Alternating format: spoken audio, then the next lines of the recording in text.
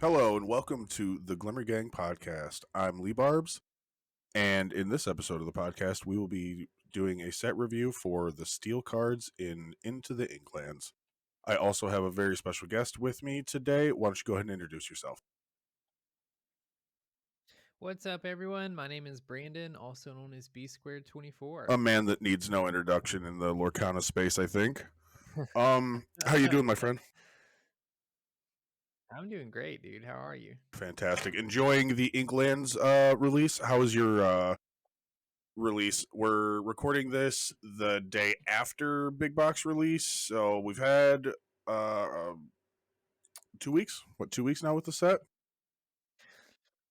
Yeah, about 2 weeks. I admittedly didn't really do anything for the big box release, mainly because I already had most of the cards that I needed anyway. I actually put in a big singles order the day of retail release, hoping that prices would go down a little. Unfortunately, they didn't really. But since I have most of the singles or they're on their way, I didn't buy much product on retail release, but for LGS release, I had a great time. I went and did, I think, two Into the Inklands drafts, and both of those went really well. And then since then, I've been going to League, and we do starter deck leagues for about the first 4 weeks, so that it gives a bunch of people time to build up their collection and helps people who don't go as hard into the game as you or I do, uh, build up a collection and be put on a bit more even foot. So we play with starter decks and a couple cards added every week. So that's been really fun. I've been really enjoying the set. In regards to constructed, like things are looking fairly good, pretty good across the board on decks that are pretty viable and lots of cool new exciting cards being added to the list, which is awesome to see. Yeah, I think that might be one of the most things I'm most excited about with Into the Inklands coming out is the diversity that we have seen in this first 2 weeks as far as the top decks go. It's not just a two-horse show at this point, and I think that's going to be really refreshing to a lot of the people in the community. Yeah, and I'm hoping it doesn't turn into that. Like one of the most fun times in a new set for me is the very beginning when nobody knows what's the best and everybody's trying out whatever they can. So you see decks with all kinds of ink colors being tried out. And fortunately, at least right now, there's quite a few ink pairings that seem to be doing pretty good, at least better than they were um, in the prior two sets. And so I really hope it stays that way and it doesn't turn into another one of these things where there's just a clear best deck out of the format and everything else is kind of behind it. It would be really awesome if there were, two or three decks that were there on the top kind of fighting with each other at least. That's my hope as well, and I think we might finally see something like that with the introduction of some new powerful cards in inks that might not have had the representation that they needed to really step up, and the introduction of Mhm. locations. I think it's the perfect storm to see some real innovation. Yeah, I agree. Well, let's get into the meat of this episode. We are again going to do a set review on the steel cards in Into the Inklands. We're going to take a couple of minutes, maybe more, maybe less, depending on how much text is on the card. But yeah, let's jump right in. Mhm. Our first card is Chief Tui, Proud of Matanui. Am I pronouncing that correctly? That's first of all. Okay. Yeah. Yeah, Montanui. I'm so bad about saying Montanui instead of Matanui. He is a 4 cost inkable, 3 strength, 4 willpower, 2 lore, vanilla. Phenomenal art. The character's really cool, but it's a vanilla, so Yeah, Ariwelli did really good with the art, but yeah, I mean not anything too special to say. The two lore is pretty good on a mid-range body, like not terrible stats, but that's pretty much all this card has going for it, I think. Like not a terrible card for limited if you're drafting this card, but that's about it. yeah, I'm right there with you. I think he sees a little bit of play in limited, because, like you said, for that format with his stats, not bad at all. So I think that might be where Chief Tui hangs out. All right, moving right along. Our next card is Eeyore, Overstuffed Donkey. 5 cost, inkable, 4 strength, 5 willpower, one lore with resist one. Besides the fact that this is a crazy fan favorite, everybody was really waiting on Eeyore. How do you feel about him? Um, it's so difficult because overall, I actually think Eeyore is a pretty okay card. Like resist can be pretty strong. Especially like ironically going against steel. So being a steel, being a steel card with resist is pretty good. He has 5 willpower. A resist +1 makes him a little bit more difficult to get rid of, either through challenging or through direct damage. The issue is he's a 5 cost. And there are a lot of really, really strong 5 cost cards in the game, or cards that shift on 5. So because of that, because Eeyore is essentially a French vanilla, he doesn't have any text other than his keyword. Uh, I don't think he's too great for constructed play, but I'll be honest, like, slotting, he certainly wouldn't be bad in a constructed deck. He's a common card. Again, kind of like I said with Chief Tui, but probably even more so. I think Eeyores are really good, a limited card, or if there are ever formats in the future that you only build out commons and uncommons, or commons, uncommons, and rares, things like that. I could see Eeyore being played just because he's got good stats, he's inkable, and has a pretty strong keyword on him. Yeah, you're gonna get him out there on 5. He's gonna stay out longer than potentially some other stuff that's in that same slot. So yeah, I think like you said, maybe down the road if we see a pauper type format develop in Lorcana, budget Lorcana. I know that we're trying. I think that people are trying to stay away from the term Porcana now. I think that's it's got a because I agree it Yeah, does have a little bit of a negative connotation on it. yeah, I totally understand why people are trying to move away from it. I really liked the name that I've seen people say, Street Rat, because it's very like thematic. Um, Yeah, it's like super, super thematic to both, Disney with, referencing Aladdin being a street rat. I mean, there's literally a card named Aladdin Street Rat, but essentially just being more budget, uh, a budget friendly format where you're only playing with commons and uncommons. It sounds super fun. I hope that it becomes a thing. I'm sure it will. The more cards that we get, and with every new set, we probably get a little bit closer to getting there. Right, and I mean, we're kind of already seeing something like that in the benefits of playing a format with restricted rarity because we are in the beginnings of the games for the Glimmer Gauntlet. And I've played my first round, no spoilers, but I think that this restriction on deck building is really awesome. It's really fun. It gets people thinking. It gets cards out there that you probably would never normally see in constructed. It's just great, and it's budget.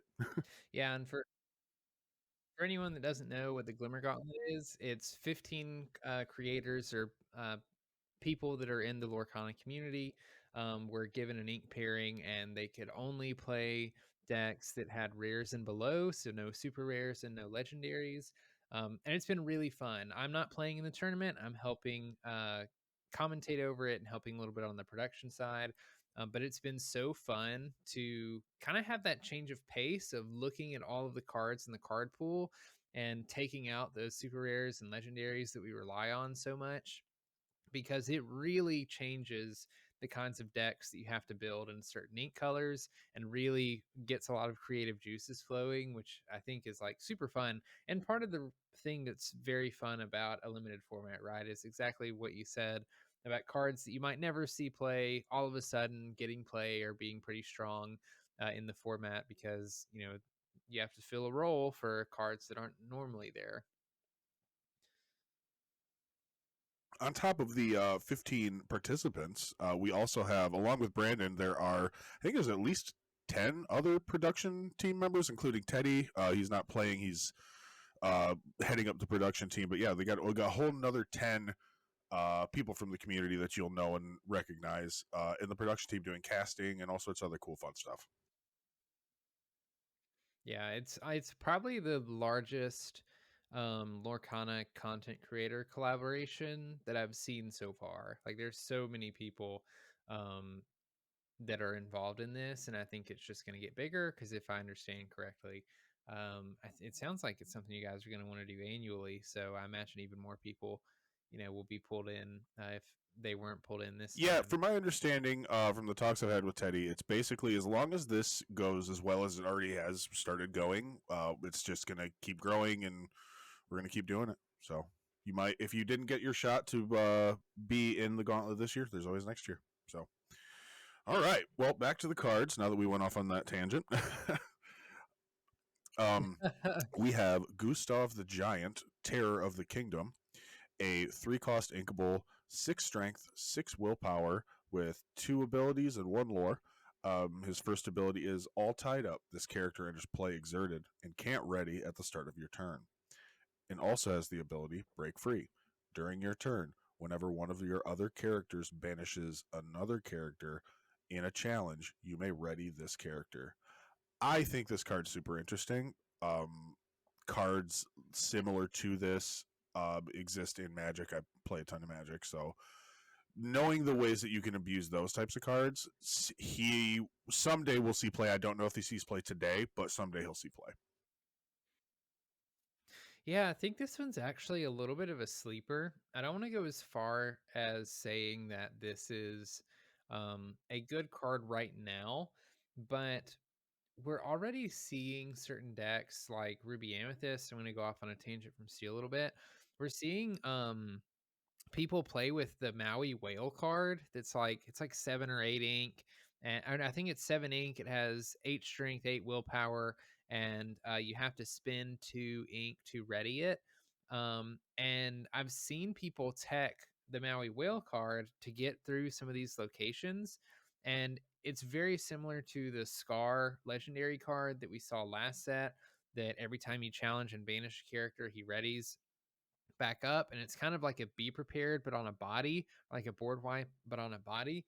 um and that's really what I see in Gustav, right? Like he enters play exerted, so you have to figure out a way to unexert him, but with that second ability, during your turn, when one of your other characters banishes another character in a challenge, you can ready this character. Gustav is kind of like the Scar of Steel, and that how Scar is kind of like a be prepared for Ruby, but on a body. I think Gustav is almost like a grab your swords, but on a body for Steel. Because so long as you can, throw one of your characters into another and banish it, then Gustav gets ready. Now he can start swinging, and every time he banishes a character on the opponent's side of the board, he gets to ready and do it again. And so you can either treat him as this um, kind of board wipe for Steel early in the game, or at the very least, like if this thing comes down and you're able to ready him, it essentially stops your opponent from turning their card sideways unless they absolutely have to for a while, because 6/6 on his body is absolutely huge. You can use him to take out some of the early locations that are being played. Um, I think there's actually a lot of potential with this card, especially in the future. And I'm kind of interested to see if he ever sees play because of some of these reasons. Yeah, I'm right there with you. I absolutely agree. Very interesting card, like you said, comes down so early for that, and I think it's also kind of fun. You can abuse him to quest as well. Like if you can get more lore on him, because he just readies back up. He doesn't ready, and he doesn't have that caveat that a lot of the re-readying stuff has, where it says they can't quest this turn. You know what I mean? So very fun card. I think he could see some play down the road for sure. All right, our next card is Hades, Hot Headed Ruler, a 6-cost inkable, 5 strength, 5 willpower, 2 lore with the ability Call the Titans. Exert, ready your Titan characters. This is like I find this really fun looking. I don't know that we have enough good Titans to really, because they're all kind of expensive, aren't they? The Titans are all like 4 or more, I think. They're not cheap. I think Hydros, I think is the name, is a 3 cost, the ice one. But that's the cheapest one that I know of. So yeah, they're all a little bit expensive. This is obviously the Titan deck payoff with Amethyst and Steel, which I think is fun. I enjoy seeing like theme decks and seeing support for those. in the game that make it pretty easy. Like it's just a fun deck that you can put together and try to make work. I don't think it's anything like super viable. One of the things that is really not great about this card is you have to exert Hades to use his ability, and he has 2 lore. So it's like Hades already is a pretty okay quester, but you're missing out on the lore from Hades if you're having to ready the rest of your Titan characters. So you're having to really decide which one is more beneficial. And we don't even have all of the Titan characters in the game yet. I think we're The missing. I don't know Cyclops. what his name is, but the Yeah, he's Cyclops. depicted on Rise of the Titans, but he doesn't have his own card. Yeah. And so I don't know if he's going to be coming later. And the other Titans aren't like terrible, but they're not like anything to be excited about either, I don't think. So um outside of a Titans deck for fun, I don't think Hades sees much play because why else would you play him really? Exactly, exactly. I do think if this we ever get some more Titans, maybe at a little bit of lower of a cost, I think that it could be maybe not necessarily a like top tier deck, but it'd be fun to play because the Titans all have some pretty decent abilities from what I can tell. They're all okay, and like if you can start abusing, like readying, like do all their stuff, like have them do their thing, and then have Hades exert to ready them, and then you can have because one of the Titans says whenever he banishes a character into challenge, you may ready chosen character. So then you re-ready Hades. You could keep doing that loop, really. So Yeah, there's definitely some combos. I think Stratos is the other one that is like the tornado. In Amethyst, it has an ability that says, I think it gains a lore for every Titan that's on board of yours. So you can do some really fun stuff where like you have a bunch of Titans on board, and then you quest with Stratos, and then you ready Hades, or sorry, you exert Hades, and you ready your Stratos, and then you can banish something with Pyros, and then ready your Hades again, quest with like there, you can do a bunch of stuff like that and get some kind of crazy stuff going if you can get it all to stick on the board. and I think that's kind of where it falls short is you got to keep all these pieces on the board. And like Yeah, looking at Lythos, the Rock Titan, he's only got one willpower. He does have 2 resist, but 1 willpower with 2 resist is still not fantastic. Like there's a lot of things that can do 3 damage. So mhm, all yeah. right. Moving right along to Helga Sinclair, right hand woman, 3 cost inkable, 2 strength, 4 willpower, with Challenger 2 and 1 lore. Might not be the best Helga in the set, but still pretty decent. I think isn't this what's the card? Isn't this like it's we have Baby Hook at 1, Prince Eric at 2, and her at 3 now in steel for challengers? Yeah. Yeah, it's kind of cool that you just have this sort of challenger line happening where, like you said, you have Captain Hook on 1, Challenger +2, Prince Eric on 2 with Challenger +2, and then Helga with Challenger +2. And they each get an extra willpower as you go up, I think. And like maybe, I think, yeah, an extra willpower, then Helga gets an extra strength. So, a really good tool to, help you control the board. Challengers are really strong. Um, Nothing else too special about this card really other than that, and it's a little weird because once you start getting to turn 3, really need to be playing pretty important cards or cards that start doing stuff, to get your deck moving, which, Helga doesn't really do that. She's just kind of a larger body that can hit pretty hard, essentially being a 4/4 when she's challenging. So I found she's really good in draft and sealed and like limited formats. Just because for that reason, like she's a really great board control card, and usually can 2 for 1 something, or can take it or can trade up, taking out something that's a bit bigger than she is. But for constructed play, nothing really exciting. A good card though. All right. The next card we have is John Silver, Greedy Treasure Seeker. A 3 cost inkable, 3 strength, 3 willpower, with 1 lore and the ability chart your own course. For each location you have in play, this character gains resist +1 and gets +1 lore. Wow. Pretty good card. I think the way that the game is shaping up and people are really realizing the value of locations, because I know people were really skeptical when they first were revealed. Now that people realize that it's a lore battery, you put it down, you don't really do anything with them other than you put them down in the beginning of your turn. You stack more lore. So I think people are starting to see the benefits of having them, and he just benefits even further the more you have. Yeah, locations were definitely something that I think took a little while for everybody to really understand how they impacted the game. And once Into the Inklands came out, we found just how strong locations can be. And they're not very proactive cards, but they're cards that can force your opponent to make difficult decisions or help you get even further ahead if you have even just a little bit of a lead.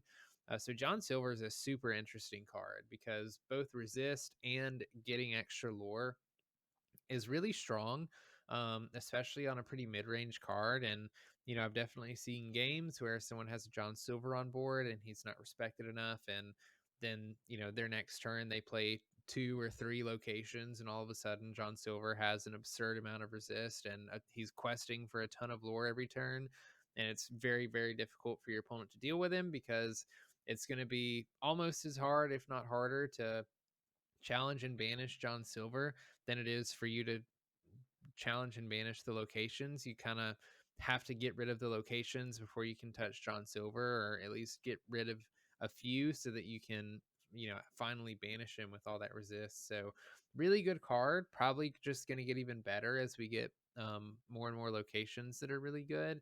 And like, just really fits what I think Steel is good at, which is this mid range game of just like putting out mid range threats. Um, on board that affect the game in multiple ways.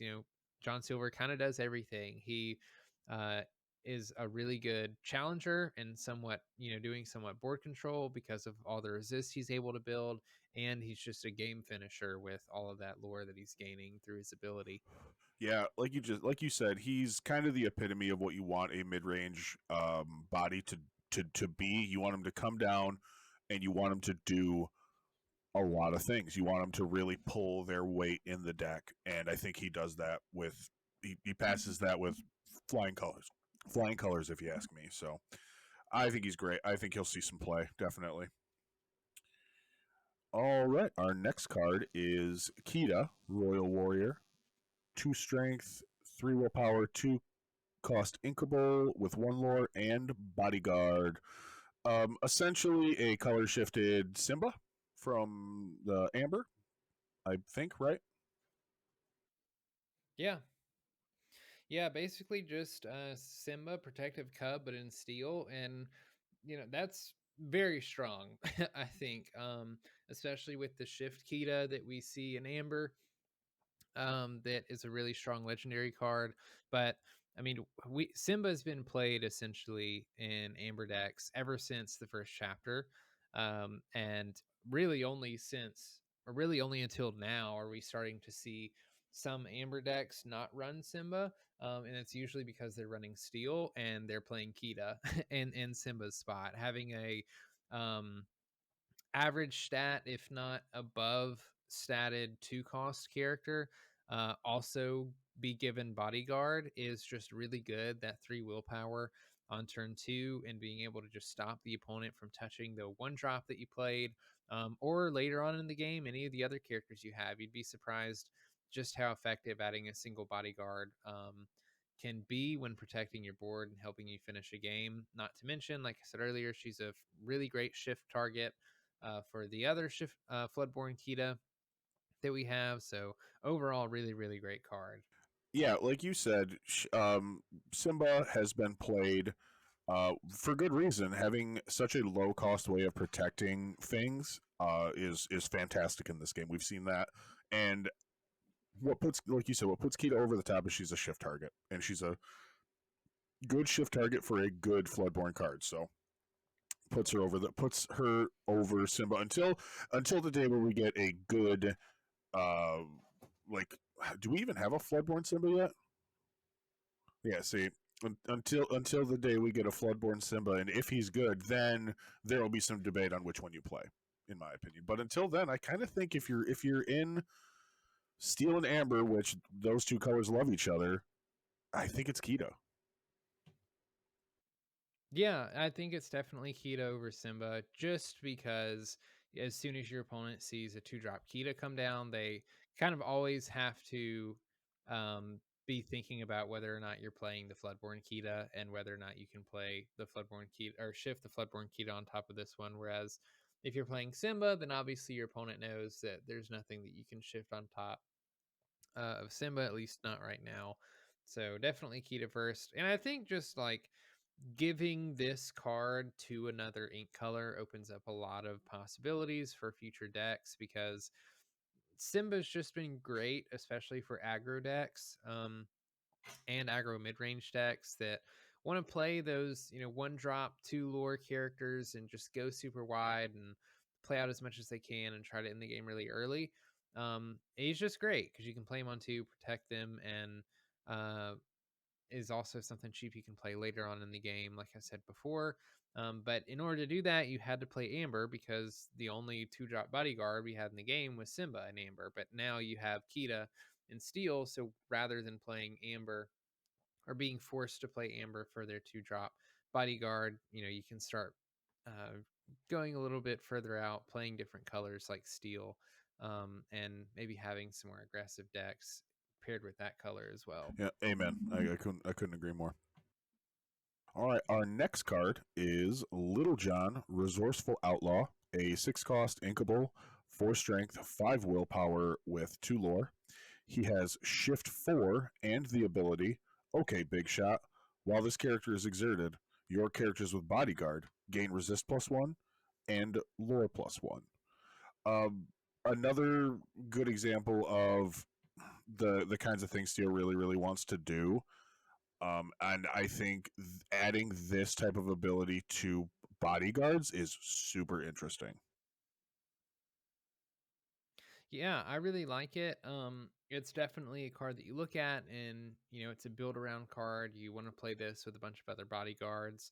Um, his Little John shift target, which we'll get to next, is shifts perfectly into this one. It's a 3-drop card with this Little John having shift 4, so you can play the small Little John on 3 and then shift him on turn 4 pretty efficiently.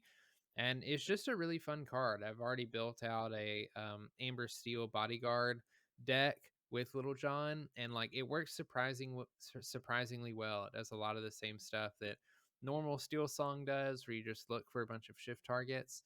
Um, but is super fun to play.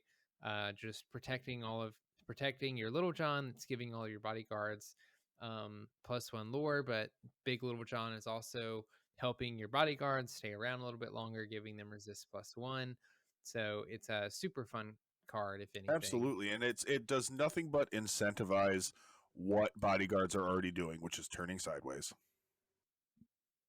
Yeah, exactly. They're already turning sideways to protect your other stuff. If you're not seeing them, then you're just going to quest with them. So why not gain a little extra lore when you're doing that? Our next card is Little John, Robin's Pal, a 3-cost inkable, 2 strength, 4 willpower, 1 lore with bodyguard and the ability disguised. During your turn, this character gains evasive. I have to say I love the art because that scene in Robin Hood is one of my favorite scenes in a Disney movie. It's just hilarious. Yeah, I admittedly I haven't seen Robin Hood, or if I have, it's been a really, really long time. So it's a show that I definitely need to watch, especially after the set, because some of the cards from that movie are just really good. Oh, If you don't anything. know Udo Raleigh? Oh man. Oh my goodness, you got to No. watch it. It's kind of funny because I think that this movie is they recycled a lot of the scenes from the Jungle Book. Yeah, so Oh, okay. there's like a dancing scene that Maid Marian is in. She's like dancing around, and that's a scene from the Jungle Book, where I believe it's like Mowgli and King Louie dancing at his like temple area.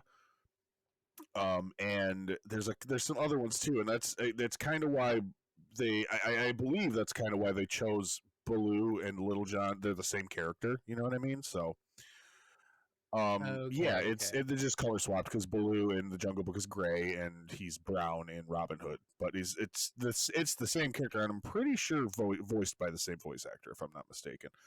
But yeah, you got to watch it. It's pretty great. And this card, I think, goes right along with his the Floodborn in this set. He has Bodyguard. I think it's cool that he gains evasive on your turn.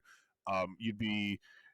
I think that is a stronger ability than we all really thought initially, because there's a lot of times where you're dealing with Minnie Mouse and Ruby or any other evasive card that's just really annoying and hard to get rid of.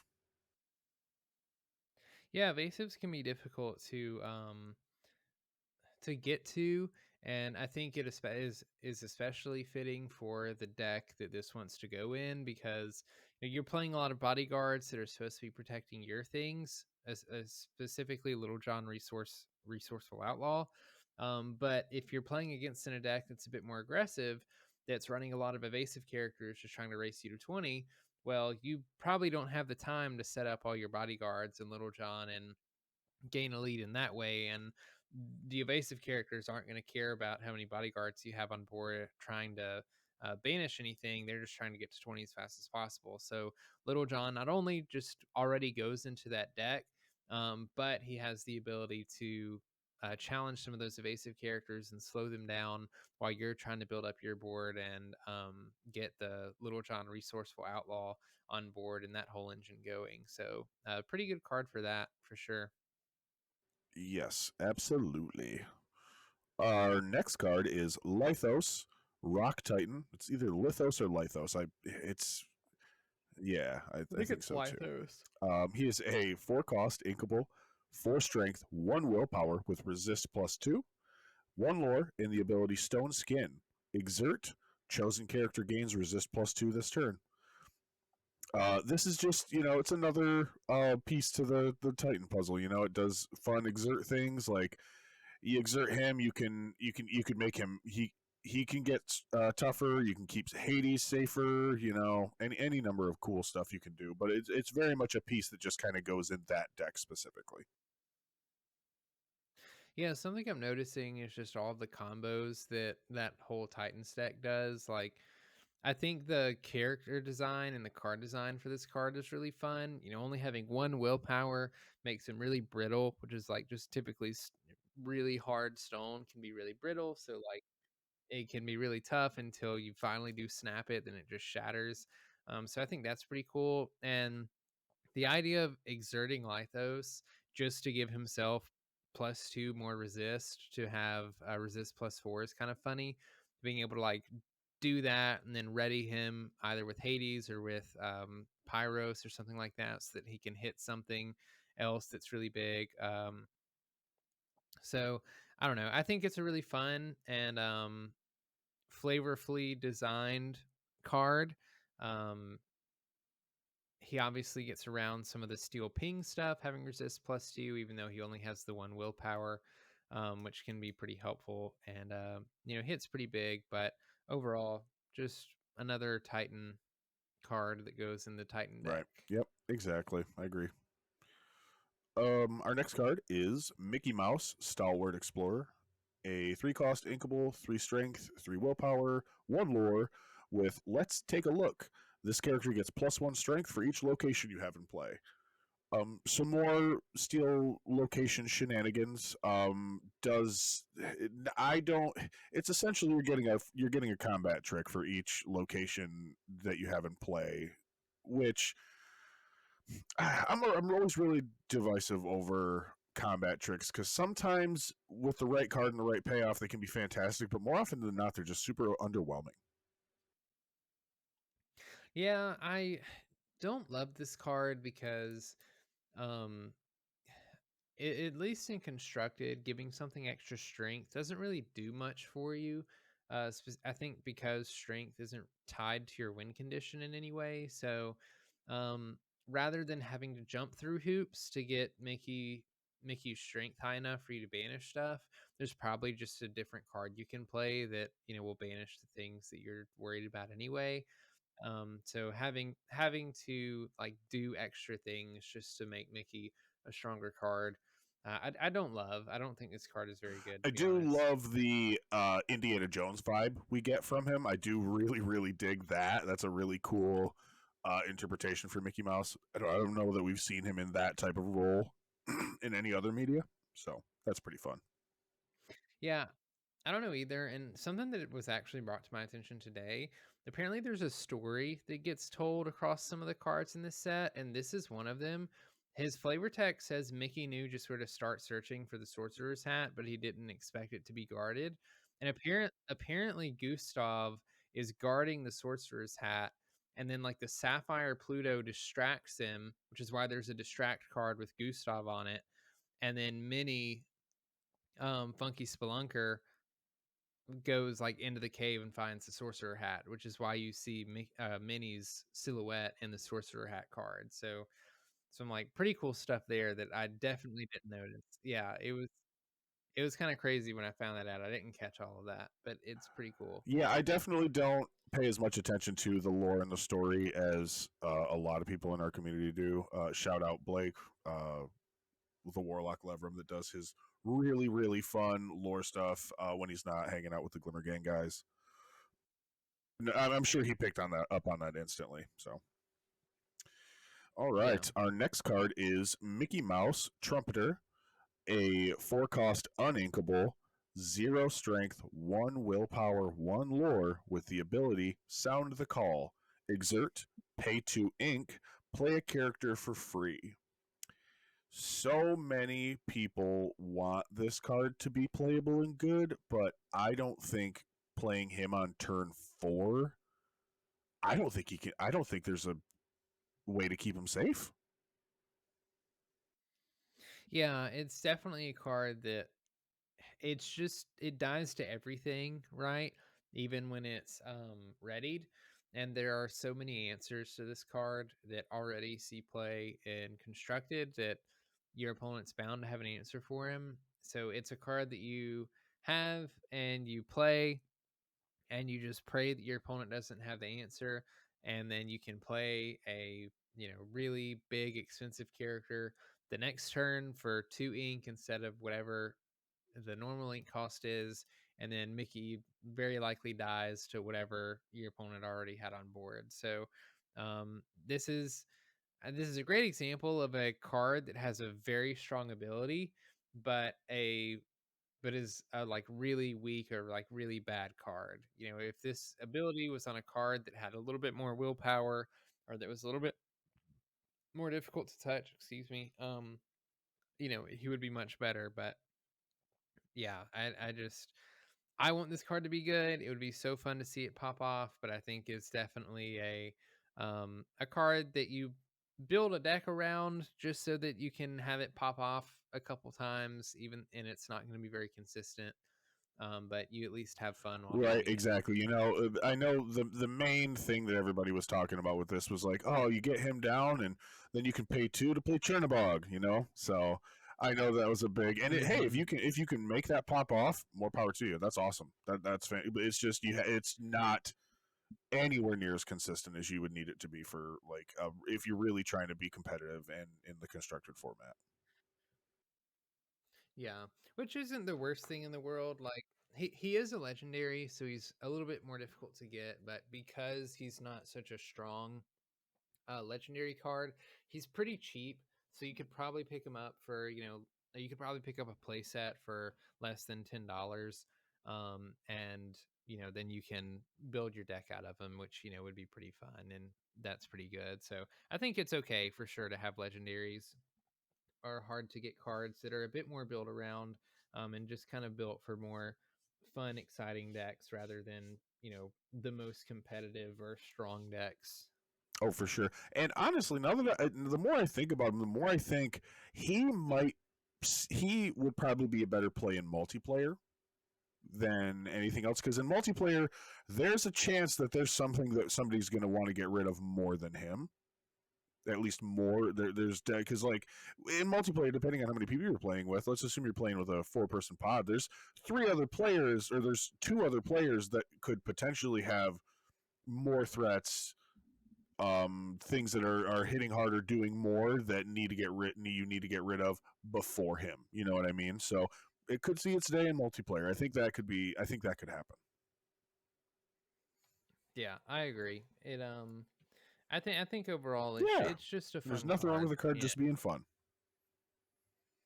Yeah. All right. Our next card is Minnie Mouse Funky Spelunker. She is a 1-cost inkable, 0 strength, 3 willpower with 1 lore and the ability Journey. While this character is at a location, she gets +2 strength.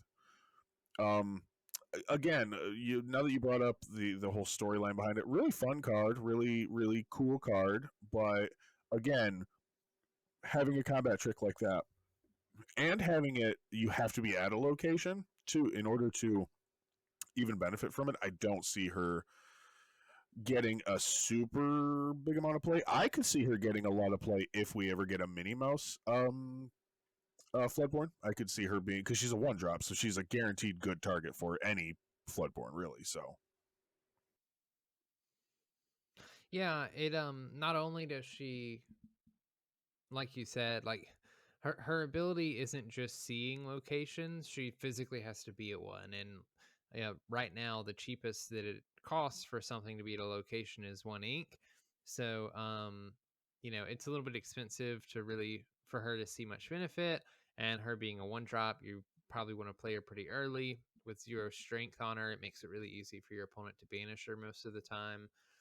So not the most or not the best card to play because you just need a couple pieces to make her work. But like you said, just another fun card. If you want to build a location specific deck, she could be a pretty fun card to put in there. You could play her on 1 and then play a 1-drop location and move her there for 1 on turn 2, and now she's a 2/3. But nothing too crazy. nope, still a fun card though, still cool. Honestly, I do like this game a Yeah. lot too, for the fact that there are cards that are kind of meh mechanically, but like they're still going to hit with people, just because like I'm sure there are tons of Mickey Mouse heads out there, or Minnie Mouse heads out there. I'm sure that she has a big old fan base, and they're like, oh, rock climbing Minnie Mouse, this is awesome, you know. So Oh yeah, like Minnie Mouse is very quickly becoming a card and a character who is just like living her best life in Lorcana. We have her surfing, we have her riding on like a moped kind of a thing. We have her rock climbing here. There's all different, like Minnie Mouse is just doing a bunch of activities, and there's absolutely people out there, I'm sure, whose favorite character is Minnie Mouse, and they'll want to collect all the Minnie Mouses that are doing all the fun stuff. So definitely a fun card for sure. all right, our next card is Mr. Smee, bumbling mate. Is it bumbling mate? All right. Yeah.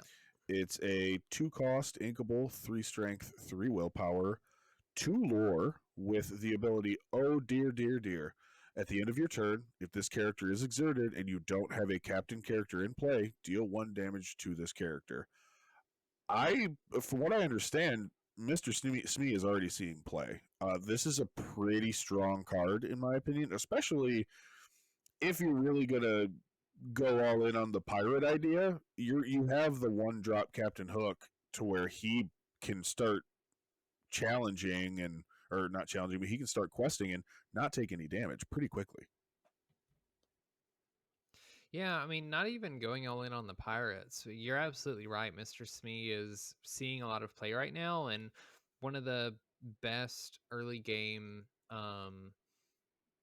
combos or early game options right now for Steel is to just play for Captain Hooks and play for Mr. Smees, because having 3 strength, 3 willpower, and 2 lore on a character that only costs 2 and is inkable is really, really strong. And so your only drawback is that when Mr. Smee is exerted, he takes that 1 damage every turn. But Captain Hook was already a really good card and has seen play since the first chapter because he's just a great card to play on turn one and either trades with your opponent pretty easily or prevents your opponent from questing with their stuff or turning it sideways because of his ability to challenge for 3 strength just for a 1 drop.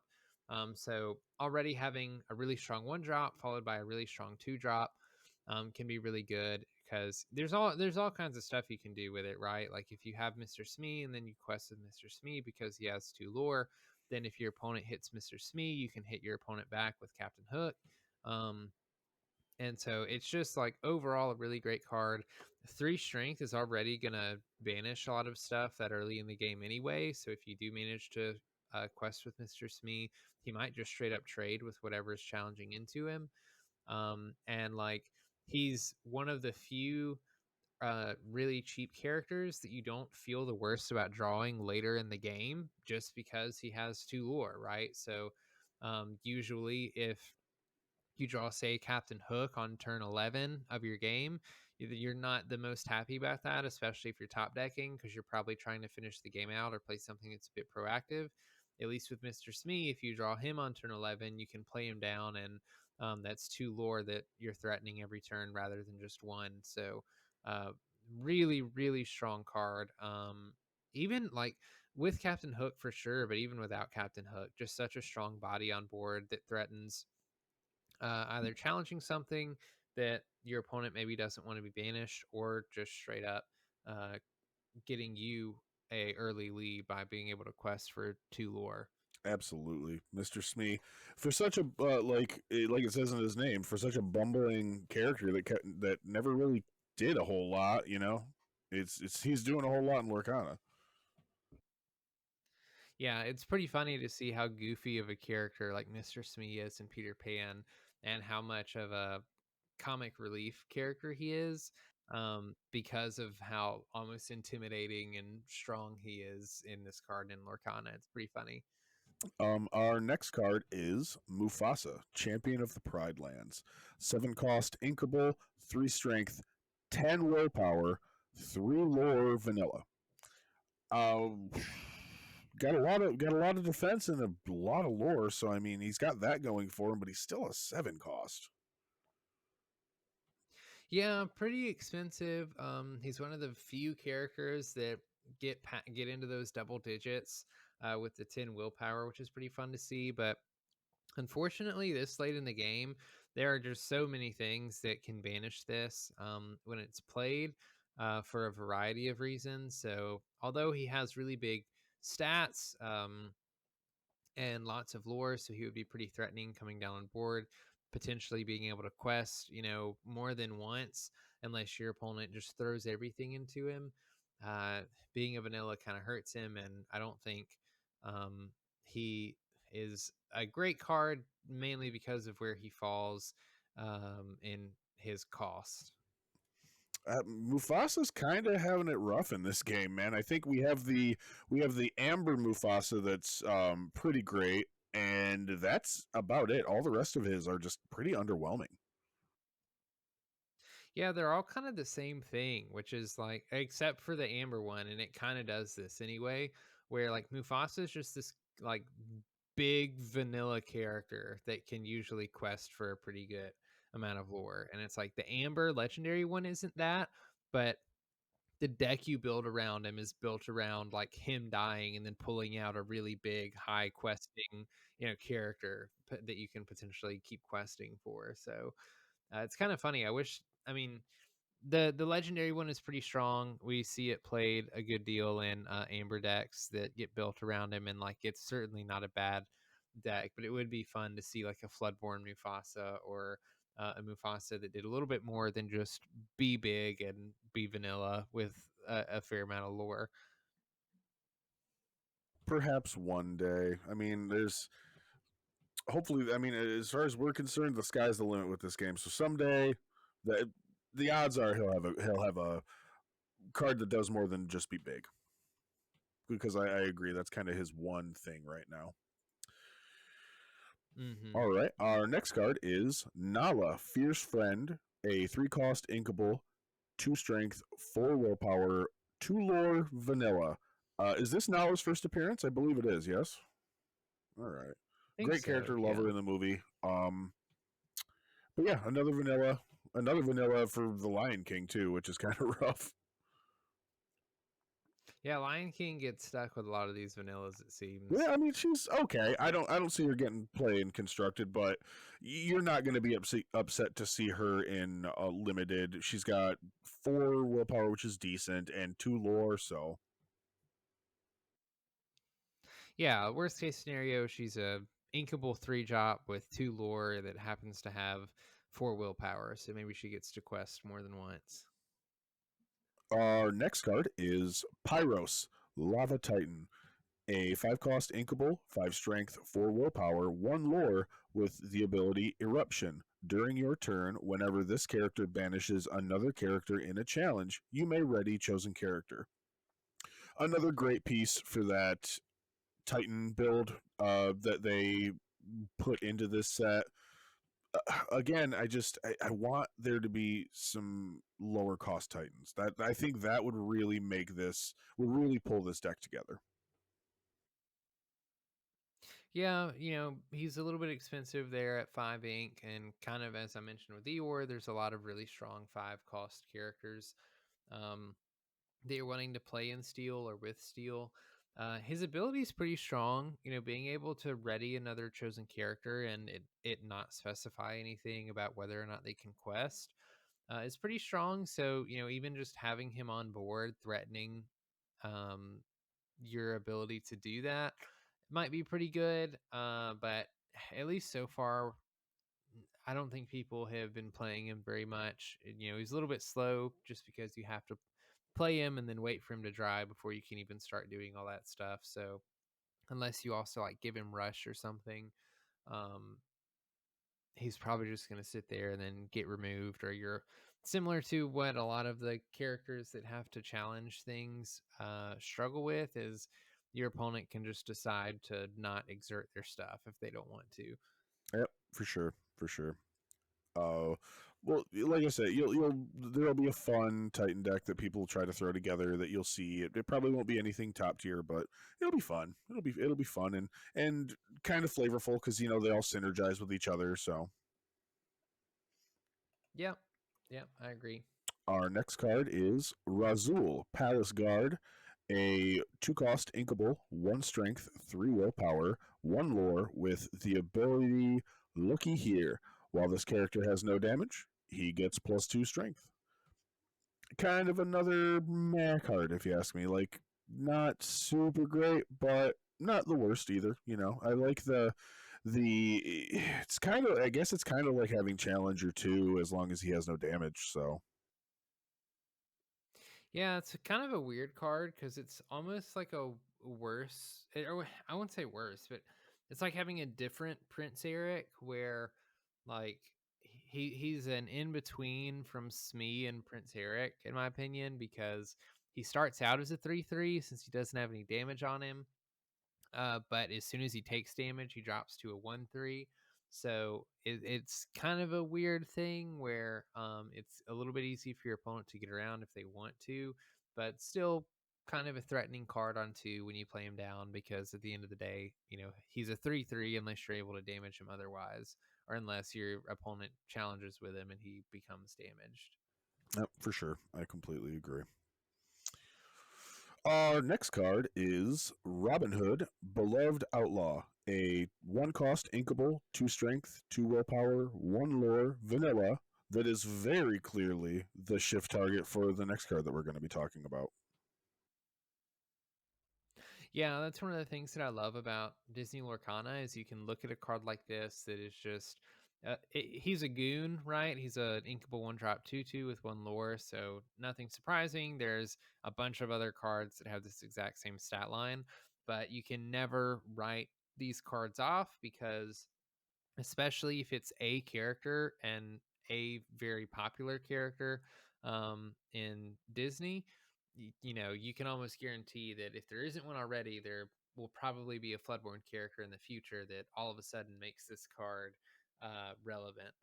For sure, absolutely. And I mean, there will come a day, I'm sure, where multiple characters get multiple Floodborn versions of themselves, and that opens up so many pathways to build more colors other than what is the quote unquote standard of that deck or that character Yeah. archetype. So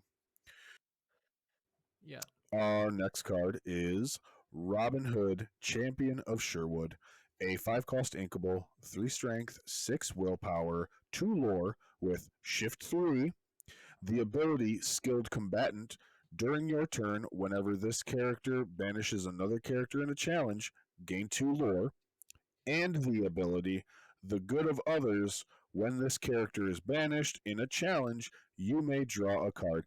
I mean, full stop. They could have stopped at the first ability, and this would still be a really, really good card.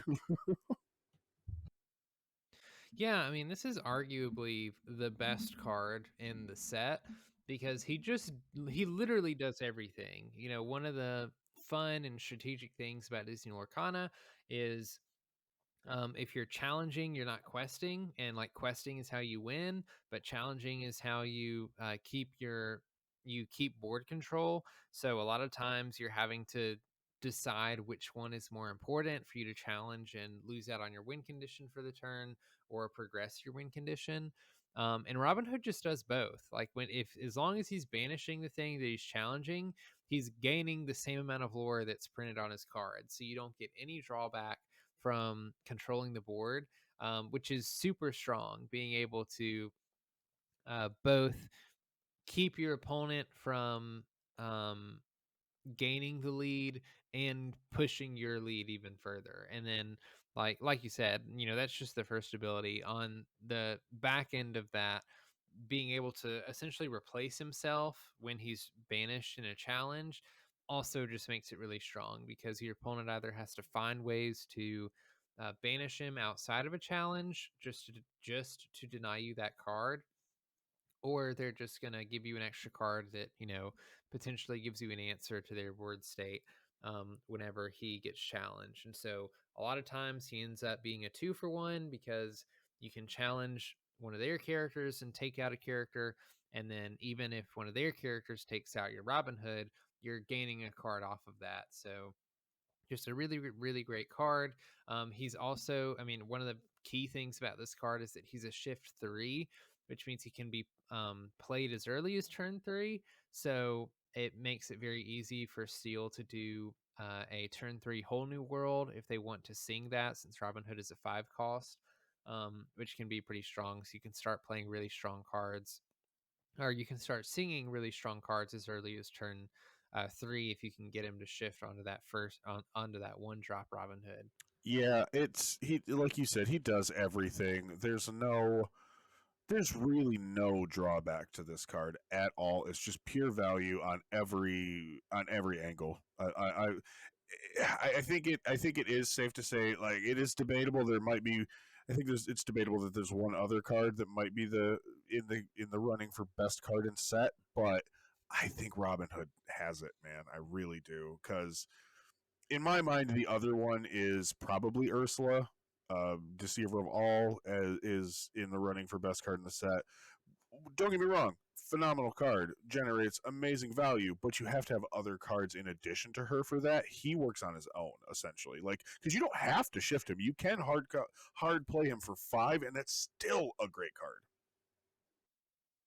Yeah, I mean, that's the cool thing is like Robin Hood just goes in every steel deck because there's nothing else that he has to synergize with to be really good. Um And so you just play him. Like it's very similar to Tragic Beast from uh Rise of the Floodborn. Like that card did not need any other card to make it good. You just play him, and as long as he's not damaged, he's drawing you cards. And it's like the same thing with Robin Hood. You just play him and he's a good card. He has more willpower than normal, so it makes it really difficult to banish him unless you have really direct removal spells. So like, I mean, he's just a overall great card and like a card that I see being played in Steel for a very long time. Yeah, I completely agree. Unless there comes this really specific steel build, I don't see him going anywhere. Because I mean, even if something better comes along, you could argue that you could just phase out because he gets played in tandem with Beast, Tragic Hero quite a bit. Like they're both phenomenal cards. Yeah. If there's something better than Robin Hood, I would argue that Tragic Beast gets phased out first. But that's Yeah. up to anyone's opinion, really. Yeah, I mean, we're already seeing a really good card in Ruby this set is Madame Medusa. When she's Yep. played, you can banish a character that has 3 strength or less. Both Robin Hood and Beast have 3 strength, so they are at risk to being banished by a Madame Medusa when turn 6 comes along. But we're already seeing a lot of people like leaning towards Robin Hood if they're going to keep a card. Like they'll usually ink Beast instead of Robin Hood because both of them died of Madame Medusa, but you can play Robin Hood, and even if he gets damage on him, the next turn, like if the opponent, essentially, if the opponent can't banish him that next turn, he's going to be a problem, or he's going to gain you 2 lore, like he's going to stop your opponent from doing stuff. Whereas Tragic Beast, as great of a card as he is, when you play him, there's a lot of things your opponent can play in return to um, get rid of the card, and that doesn't make Beast a bad card, but Robin Hood sometimes can just be more Yep, I threatening. agree. Absolutely, absolutely. Steel, I will say, Steel ate really well this set. I'm gonna put that out there. Yeah, Oh yeah. Oh yeah, got some really, really good cards, and is arguably the strongest ink in this I set. think it is. I really do. I really do. Because don't get me wrong, every other color got good stuff too, just not as good. Yeah, and it's a little too early to say like if there's a best deck in the format yet.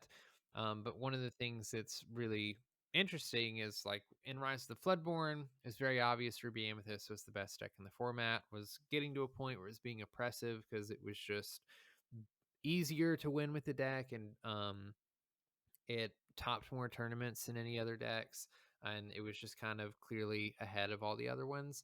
But this set, Ruby Amethyst is still very strong, but a lot of other colors were able to kind of catch up to it in power level.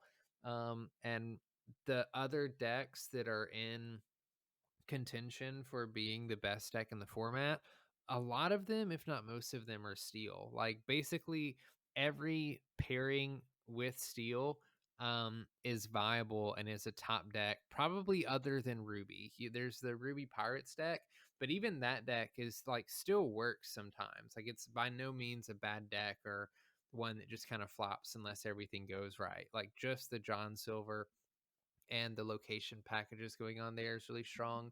But Amber Steel, Amethyst Steel, Emerald Steel, and Sapphire Steel are all like a very, very strong decks that people are testing and taking to tournaments and seeing success with. And it's just because Steel is so good paired with just about anything.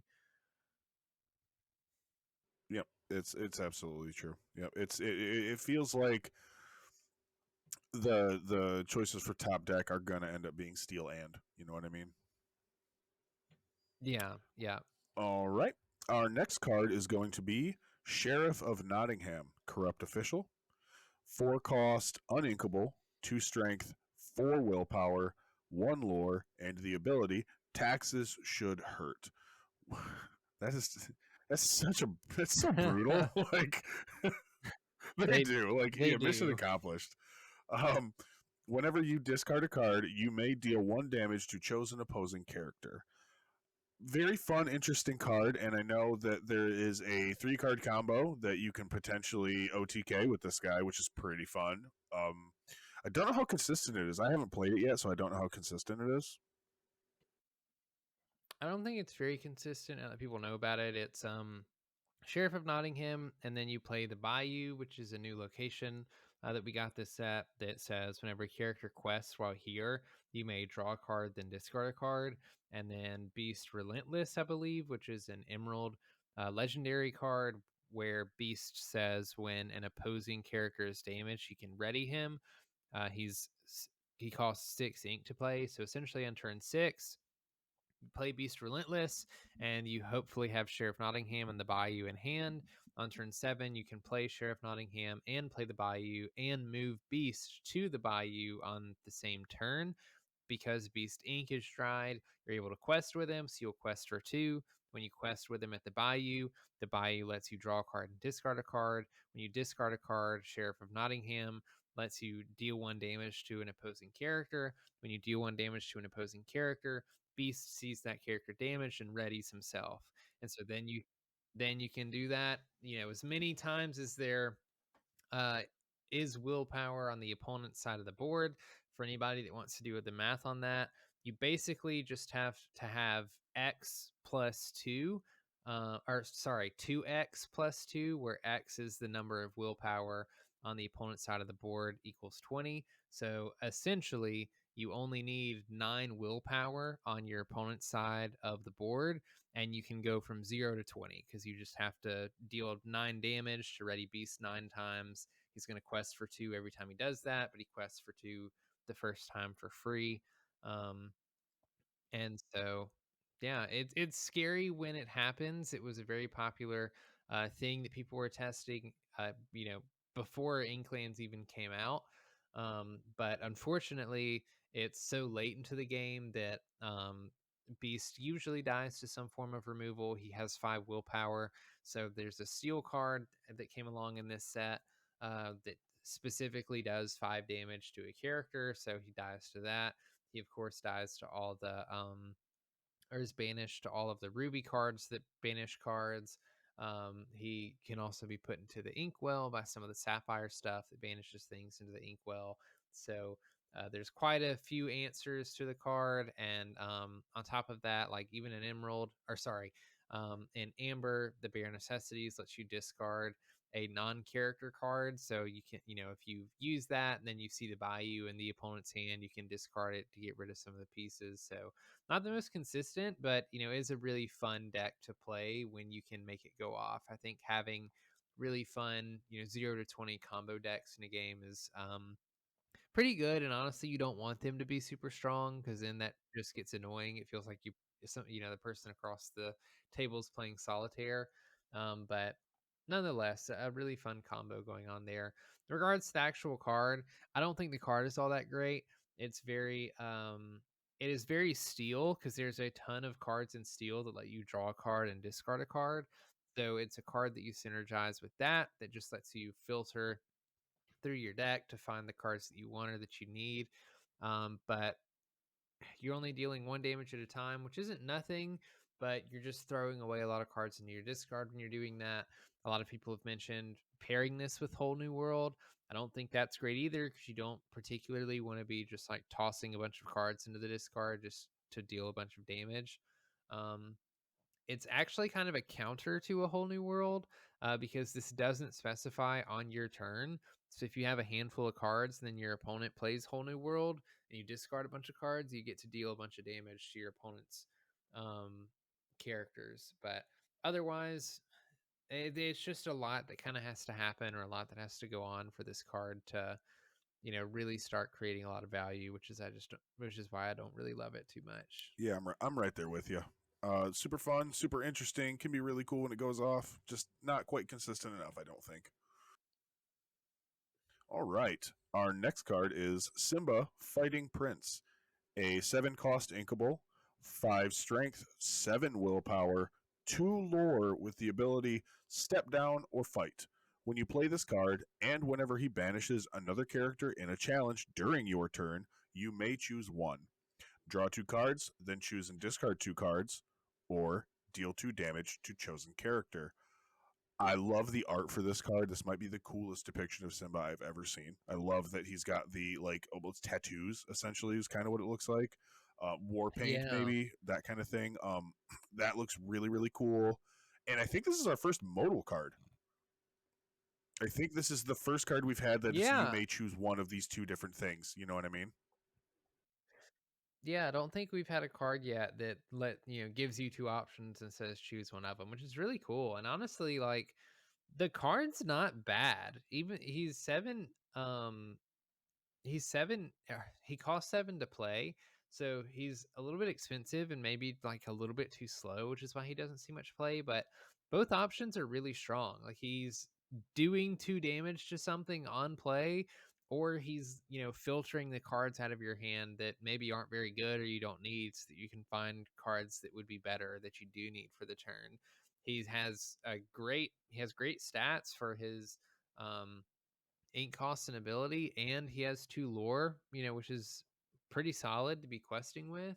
Like overall, pretty great card. I think the only reason he might not see play is just because like he's not a Floodborn and he costs 7 ink. So it's a very like late game play, and maybe dealing 2 damage that late into the game just isn't really worth it. But I love the card. Like you said, the art, it looks super cool.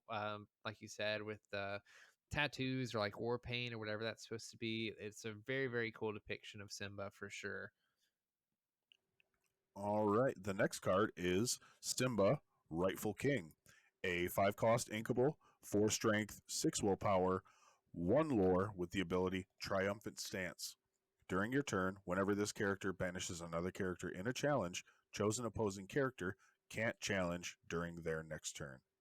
While I don't hate the abilities that stop your opponent from challenging, I don't find them as useful as stopping your opponent from questing. Yeah, I feel the same way. Like I mentioned earlier, the win condition of every person that plays this game is getting to 20 lore. So it makes sense when a card says like stop a character from questing. But if you're stopping a character from challenging, I just don't feel like you're doing very much, unless maybe they're like a reckless card like Maui, that might take out one of your things. And I just think it's too niche of a card and too niche of a scenario to really see much play, especially for a inkable 5-drop card that like doesn't have particularly amazing stats or anything. I agree. It's just it's mediocre. I think Simba is kind of almost in a worse place than Mufasa. I think Simba is a lot of people's favorite character. I know he's one of my absolute favorite characters. And just to see all of these really underwhelming cards, like his bodyguard, the young Simba, that's a really good card in my opinion. Like I love that card, and I think the community agrees. All of his adult variations are kind of meh. Yeah, it seems like the like teen and adult Simbas are all just not very great cards. It's like you said, the child Simba is really great. Both the protective cub bodyguard and the 1-drop that lets you filter cards. Like those are both great cards. Both have seen play and constructed. Um but man, they're just doing him dirty. It's like something about the Lion King. They just all are like this. Like Mufasa only has one pretty good card. Scar arguably has a good card, and then the rest aren't very good. And Simba's struggling as well. So I don't know what it is. Yeah, I don't. Maybe they're saving it. Maybe they're saving the really good ones for a later set, and we're gonna get like I still think we're gonna get. I hope that we finally get a Floodborn Simba that's really really good. I could definitely see that happening. Oh yeah, I hope so. Like I'm pretty surprised we haven't seen a Floodborn Simba yet. He's such an iconic character. He's such an iconic hero. There's bound to be a pretty good Floodborn one coming. Exactly, exactly. All right, this is our last character that we're going to talk about for Steel. Thaddeus E. Clang, Metallic Leader, 5 cost inkable, 3 strength, 5 willpower with 2 lore, and the ability My Teeth Are Sharper. Whenever this character quests at a location, you may deal 1 damage to chosen character. I love the character reference. Everybody knows I'm a huge fan of Toon Disney stuff, so seeing Thaddeus E. Clang getting representation so early in Lorcana is not something that I had my money on, but Hmm. very welcome to see him here. Uh, he's an okay card too. He's leaning into that location aspect of Steel again. Um, pinging damage is kind of something that Steel loves doing. I don't love it that he has to quest at a location. Um, but yeah, not bad.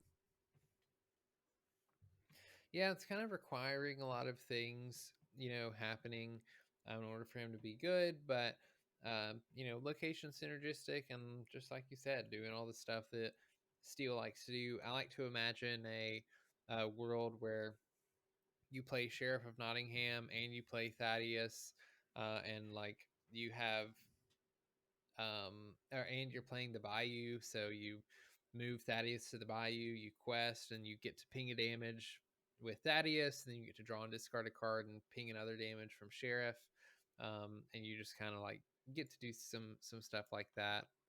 But pretty niche scenario card. Steel doesn't have any particularly special or great locations, so honestly, I think the biggest difficulty is just like having a location that stays in play for Thaddeus to abuse. I think someday down the road there could be. I think just the more locations we get, the more viable it could end up being. Yeah, for sure. All right, moving on to our first action of Steel. It is And Then Along Came Zeus, a 4-cost uninkable song that says deal 5 damage to chosen character or location. I love this card. I think this card is fantastic. I think this card will see a ton of play. I already got my play set, so Yeah, my play set of these came into the mail today. It is absolutely a card that will see play any like songs are just good in general because they can be played for free, but especially a card that lets you damage other characters or remove other characters is going to be pretty good. Being able to deal 5 damage just for 4 ink is very strong. It is a uninkable card, but it's just so strong that it sees play anyway. And then the flexibility of being able to use this on locations or characters is just phenomenal. Like uninkable cards have to be flexible. They have to be able to be used in a bunch of different scenarios because you can't ink them. So you essentially need to be able to play them at any game during any matchup. And this is absolutely one of those cards that lets you do that. 5 damage is huge. It hits a lot of targets, a lot of threats in the game. Locations notoriously have a bunch of willpower, more typically than characters do, so that they don't get banished so easily. And Along Came Zeus helps you take care of these locations much more efficiently than if you were relying on characters alone. Phenomenal card. This is actually my favorite enchanted card, also yes, from the beautiful. set. It's the it's the first non-character enchanted card that we've seen outside of the locations and the sorcerer's hat. But it's the first, action song card that we've seen as an enchanted, and it just looks amazing. It's so good. Yep, all around great. The ability to sing it at 4, that's phenomenal in and of itself. Dealing 5 damage chosen between either a character or a location is also going to be super duper relevant. The more people are playing locations, and the more locations that get printed. So this card will stick around for quite a while, I think. Yeah, I agree. Our next card is Baboom. It is a 2-cost inkable action that says deal 2 damage to chosen character or location. I like this card too. I don't know with it being just 2 damage how much it'll see play. Like you might see decks run like a 2 of this card, just playing it early game, or you have like one thing that can challenge into a troublesome location that you drop this and you're like, all right, well it's gone because I could make up that damage. Yeah, you of course have Fire the Cannons that also does 2 damage, but it's only to characters and it's uninkable even though it's 1 cost. Whereas Baboom does the same amount of damage, but it's 2 costs and inkable, and it can do it to locations. As locations are more and more relevant, I think Baboom gets better and better. Honestly, like I think the only thing holding this back is it not being a song and only being an action.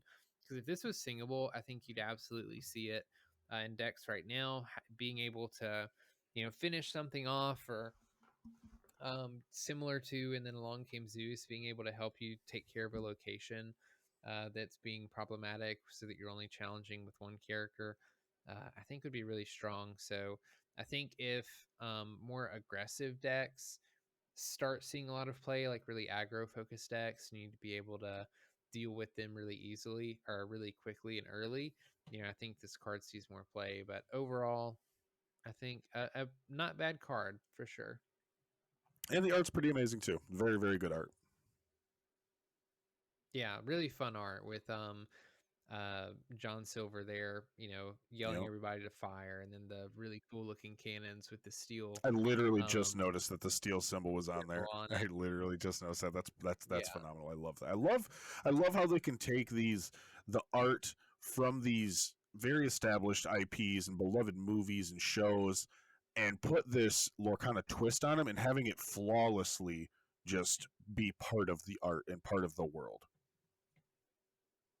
Yeah, it's so cool. It's it's almost like telling a story with every card, because you can tell that this is in the Inklands, like, because John Silver looks a little different, right? Like, his mechanical arm in the movie is different than the one that is depicted in the cards. Like you mentioned, the cannon having the steel symbol, and the game being sort of represented in the cards in that way tells you that, like, this isn't a movie scene. This is a scene that's happening in Lorcana. We don't know who he's shooting at or like what he's doing, but there's a battle going on, and it looks really intense and really cool. I love all of it. Same here. Same here. Our next card is Olympus Would Be That Way, a one cost inkable action that says your characters get +3 strength while challenging a location this turn. While I don't love this card, I could see a world where you might see if locations are super troublesome, this might allow your characters to deal with, like, say, McDuck Manor that has, I believe, 9 willpower. That's really hard to Yeah. deal with for a lot of decks, I think. So this could be an option. I think there are better options. I think playing the next card we're going to talk about is probably a better option as far as dealing with locations, but maybe more unlimited than constructed.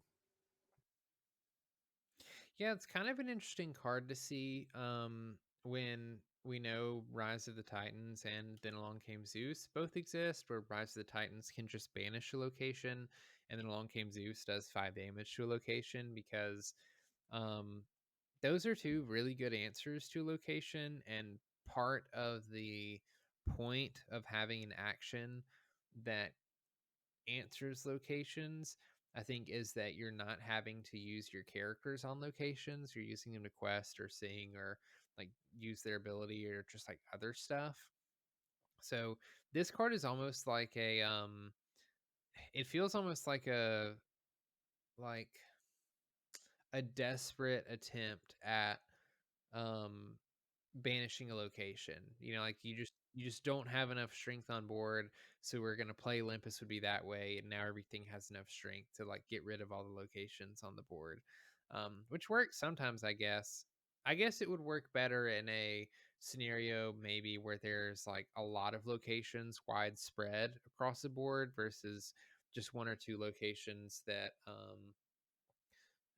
are really strong, and you could just use one or two cards to get rid of. So, yeah, I agree. I don't think that the card's really good. I absolutely love the art on the card. It's such a funny depiction of what happens in Hercules after Hades brings back all the Titans, and it's just like the depiction of that on this It card is is hysterical. I absolutely love it. one of my favorite scenes from that movie, 100%. Yeah. All right, our next card is Rise of the Titans, a 3 cost inkable action that says banish chosen location or item. This card's pretty great. I really really like this card. Having just flat out banish a location or even an item for this game, I think that means a lot. It's very much a location form of let's say Dragonfire. Yeah, I I think I really underestimated this card when we first saw it because I compared it a lot to Break, which was just like banish an item. But the flexibility of being able to banish a location or an item, and it's inkable, so you can ink the card if you don't need it. Locations have turned out to be pretty strong and pretty relevant in some of the best decks that we've seen so far. And like you mentioned, McDuck Manor having 9 willpower, RLS Legacy having 8 willpower, the Queen's Castle having 7 willpower, like all all of those locations willpower is so high that it's difficult to deal with the turn that they get played, which is when you want to be banishing them if you can. So even something like Along Came Zeus doesn't banish them on their own. You still need a character to finish them off most of the time. And sometimes you just can't. Sometimes it's too much willpower for you to banish in a turn. You don't want to waste your whole turn turning all your cards sideways to try to banish location, and then the location survives, and then your opponent gets to challenge all of your characters in return, and now you don't have anything left. So having a card that just straight up banishes the location and gets rid of it, you're not having to waste any of your characters, you're not having to waste um, an action or a song that can help you banish some of the other characters as well. It just turns out as a really great card. This is one of the best. Um, this is a card that's one of the best arguments, in my opinion, for your inkwell is your sideboard, because like in the games that you don't need this card, it just goes straight into the ink. When you know that you're playing against decks that don't run locations or don't need locations or items, it's just a really easy thing you can throw into your inkwell. But in the ones that it matters, it really matters, and sometimes you know m- makes a matchup much more winnable than if you didn't have a card like this. They could just banish a location that's hard to deal with. 100%, absolutely. Like I agree with the your inkwell is your sideboard analogy. I think that makes a ton of sense, and like you said, this is a very good example of exactly that. So that was our last action, and our next card is our first item in steel. It is Captain Hook's Rapier. It is a 3 cost uninkable item that says has 2 abilities. Its first one says get those scurvy brats. During your turn, whenever one of your characters banishes another character in a challenge, you may pay 1 ink to draw a card. Its second ability says let's have at it. Your characters named Captain Hook gain Challenger +1. I think that's pretty cool. I don't know that it's gonna see a ton of play, but I mean, if you're running a deck that's Captain Hook heavy, why not? Yeah, I love the theme going on here. It definitely encourages a deck that just puts every Captain Hook into the deck, and you see a little bit of benefit from that. It's another way for you to draw cards. It's a deck that obviously cares a lot about your characters challenging and banishing other characters. I love the art on this card. I've loved the Captain Hooks just in general in this game. Captain Hook was a character that I didn't really care much for because I'm not like the biggest fan of Peter Pan or anything.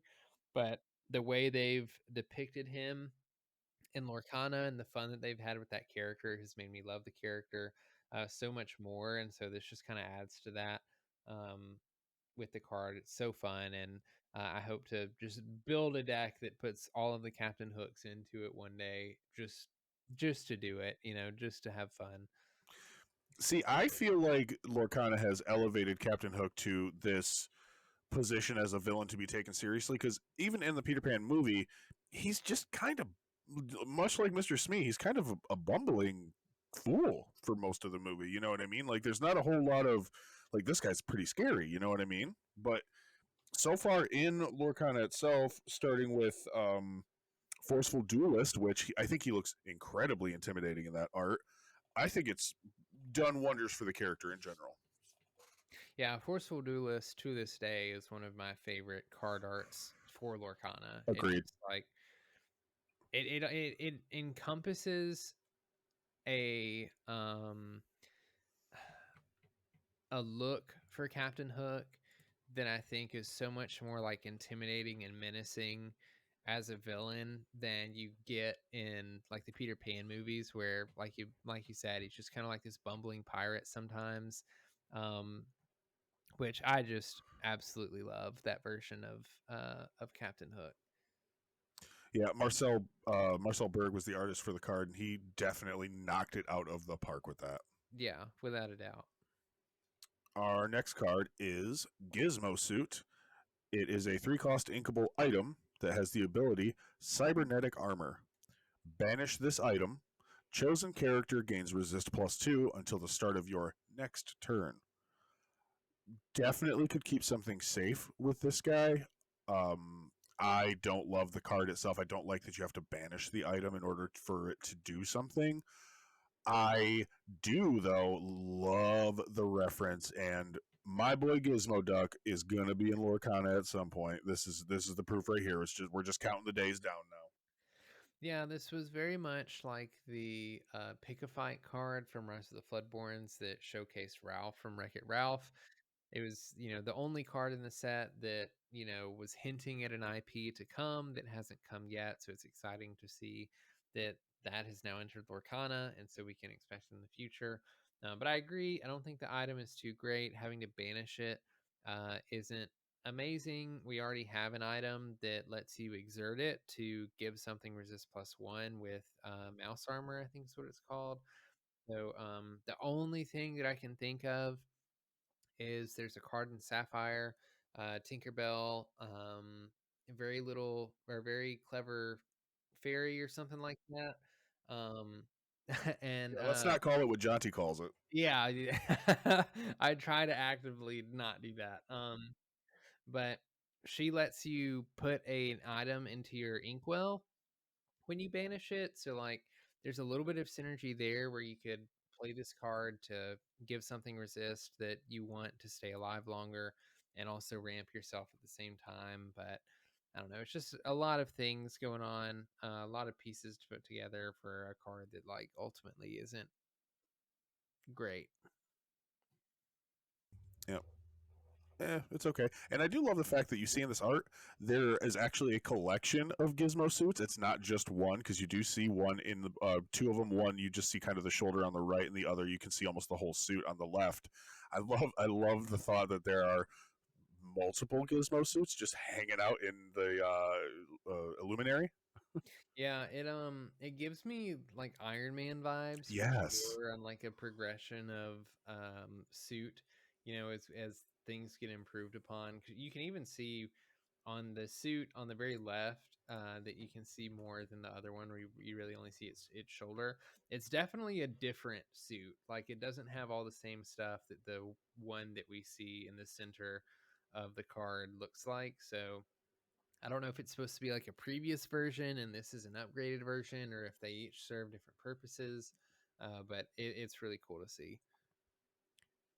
Not only is this a tease for one of my favorite characters in Disney, hands down, it is also a tease for something that I would really love to see come about. It's they are referred to as the Justice Ducks.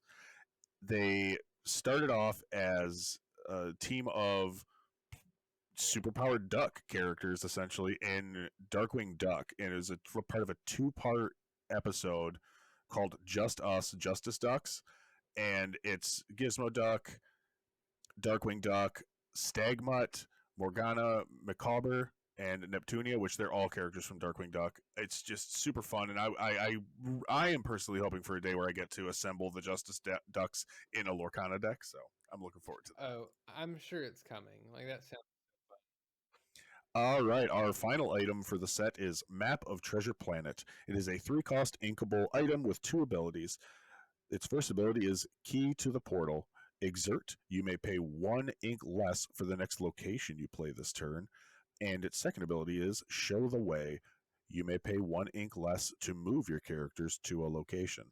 So, very much incentivizing playing locations. Something Steel is kind of going all in on it. I wasn't expecting Steel to be one of the bigger location based um, inks, but I guess it does lend to it because it's all about protection and strength and stuff like that. So locations do kind of lend themselves to it now that I think about it. But this, I don't know how much it's going to be played. Like on the surface, it looks like it could be really great, honestly. Yeah, I actually like this card a lot just because one of the biggest issues with locations is how expensive they can be, not only to play, but then like if your characters need to be at the location in order to get its benefit, you have to also pay the move cost. So being able to both discount the cost and discount the move cost to locations, I feel like would be pretty good. I hear the card is a little bit bricky right now. Like, again, at turn 3, you're trying to do you probably need to be playing stuff that's a little bit more impactful, and locations, as good as some of them can be, aren't cards that like control the board or anything. And so like they're really cards you have to play when you're a little bit ahead, because if you're playing them while you're behind, you're not really helping yourself get ahead very much. So I kind of hope this card gets better as time goes on and as we get more locations, because I think it definitely wants to be put in a location heavy deck. Yeah. Speaking of locations, we are going to talk about our first location in Steel. It is Maui's Place of Exile, Hidden Island. 2 cost inkable, 1 movement cost, 5 willpower, and the ability Isolated. Characters gain resist +1 while here. I do like this location. I do think it's far from the strongest location, especially since it doesn't have any lore. But I could see it seeing play. Maybe not as much as any of the other choices you have. Like I said, the big draw for these locations, as it turns out, is they're just lore batteries. They just passively generate lore for you doing nothing other than playing them. So, Yeah, I think if this had a lore on it, it would be a perfectly playable card. But because it doesn't, you're not really gaining any benefit from it while it's on board, just other than if you can give resist to your characters. And there's other ways that you can give resist to your characters outside of having to move them to a location. So for that reason, I don't think it's great. I love the art on this card. oh yeah, phenomenal art. It's very plain, but I love the landscape art of like just scenery, I guess. I can't think of the right word, but um, like this one just speaks to me for some reason. I think it looks great. I wish I had the full art version so that I could like put it on a desktop, or get prints of these and frame them and put them up in my room. It looks really phenomenal in my opinion. Absolutely.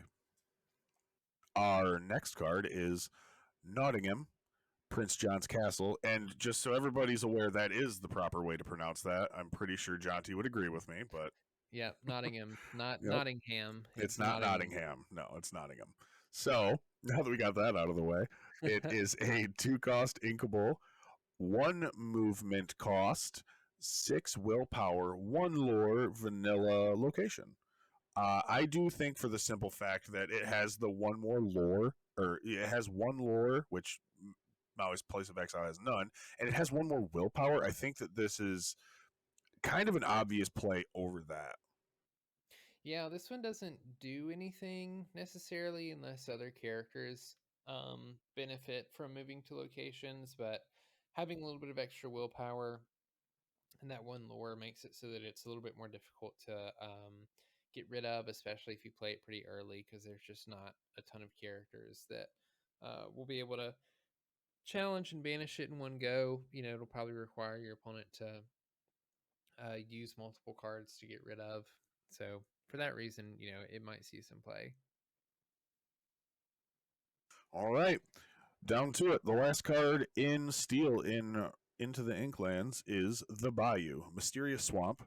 It is a 1 cost inkable, 1 movement cost, 3 willpower, 1 lore location with the ability Show Me the Way. Whenever a character quests while here, you may draw a card, then choose and discard a card.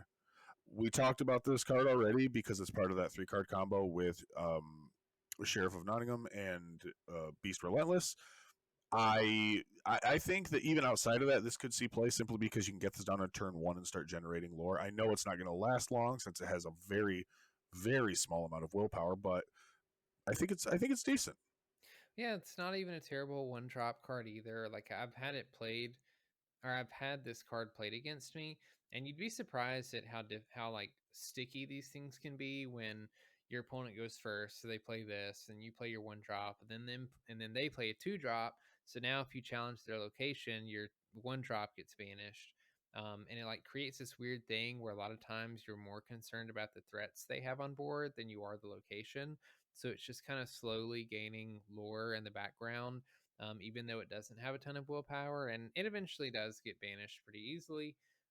But I don't hate this card just because being able to filter through your deck and discard cards from your hand that you don't need to potentially draw into cards that you do need or that are just better suited for the state of the game, I think is pretty strong. Like, you know, as I mentioned earlier, the Kid Simba, that's a one drop that lets you draw a card, discard a card when played, um, is already a card that like sees play sometimes for the early game. And so when I see a card like the Bayou where the move cost is one, and then it gives all these other characters the same ability when they quest, I just like to ask myself, like, would I play a card if it costs one more ink with this ability? And I feel like a lot of times the answer is yes, especially if it's a card that's primarily a quester. Like you're going to be questing with these cards anyway, because it just lets you filter. Like filtering is a relatively strong ability, and I think even in at as we see more combo decks, we're more likely to see cards like this played because it just lets you filter through your deck and find those pieces that you need for your combo. So I definitely don't hate the card. I think it's probably the strongest location in Steel in my opinion. So also phenomenal art. So yeah, I like it. Absolutely, me too. I'm very excited that these locations turned out not to be just a gimmick, not to be a flash in the pan, and I think that they make Lorcana feel complete. I think that during the first two sets we were all faced with an incomplete game because they wanted to give everybody a chance to figure it out at its base form, and they didn't want to muck it up too much with adding another card type that does something pretty different than anything else that we've seen so far in this game. So I think that now that we have them, this game is going to be that much more enjoyable to play. Yeah, I mean, Ryan Miller and Steve Warner in an interview mentioned that they even thought about releasing locations in the beginning, but didn't want the game to be like too complicated off the rip, which I really like because I think locations are what take this game from a very approachable um, game that you could show almost anybody, and they would understand kind of how to play a game, to a slightly more complex difficult version of the game. So I do think it would have been a little bit intimidating, a little bit too much in the beginning to put to release with everything else. So I'm both glad that we were able to play the game in a state where locations weren't a thing, because now, like, if there's somebody that has never played a TCG before or like just doesn't play games in general very much, I have a shell of a game to bring to them with some of the earlier starter decks and sort of teach them how this game functions. And then if those people continue to play, or if more advanced players want to learn about this game, then you can introduce locations later. And like you said, it does feel a bit more complete of a game. It's like this. It's like the third thing that we were missing in all of, like, there's challenging and questing. They were the primary things that you did in Disney Lorcana, and you really only interacted with characters, and like you could kind of interact with items, but items weren't played very much outside of Sapphire. Locations definitely feel like that third thing that the game really needed to like round itself out, where now things are a little bit more complex between like challenging characters and challenging locations or questing with your characters, and add that third extra thing to really bring this game to the next level. So I'm really excited about them. I think they're here to stay, and I don't think they're going anywhere. Nope, I don't. And I mean, I think it adds another really cool facet to this game that we have all these cool songs, with cool characters, all very beloved. The locations from these movies and shows are sometimes just as important as the characters and the songs, and just as iconic. Like a good example is the Pride Lands in Amber. That is such an iconic setting that it these places deserve their own cards, and I'm loving that they're getting to have their moment in the sun.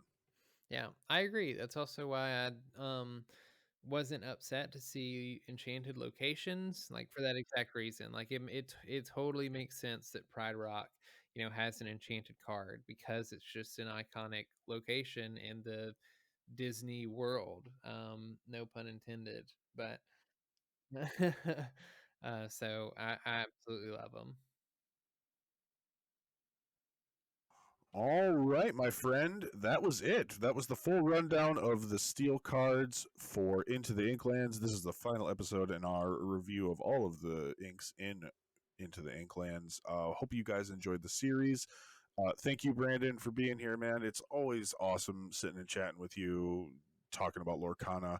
Why don't you tell everybody where they can find you? Sure. I always enjoy being on these podcasts, so appreciate you guys bringing me on. You guys can find me on YouTube at B squared 24. You can also find me on Twitter and on Instagram at B squared 24, capital Y, capital T. And don't miss This Week in Ink every Monday night. Yes, I do This Week in Ink with John T from the Inkwell on his channel, the Inkwell, every Monday night. We take about 2 or 3 hours, depending on where we are in the reveal cycle, usually, to just go over all the latest news and Lorcana that happened in the week between tournaments and pricing and, personally what we're doing. It's a real fun time. So be sure to head on over there and check us out over there too. It's always a great show. I love seeing everybody in the community coming together, talking with you guys. You guys are super engaging, super entertaining.